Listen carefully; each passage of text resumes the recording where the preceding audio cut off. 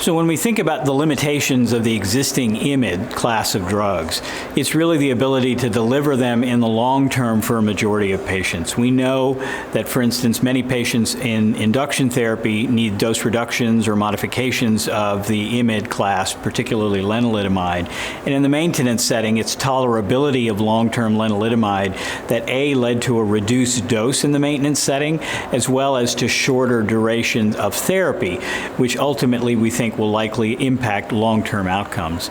So I think the idea of using Iberdomide or Mezigdomide, depending upon where you are, both in induction therapy and in the context of maintenance, will really take full advantage not only of better potency and higher efficacy, but actually that better safety profile will translate into longer duration on therapy, and hopefully that will translate into better outcomes for patients.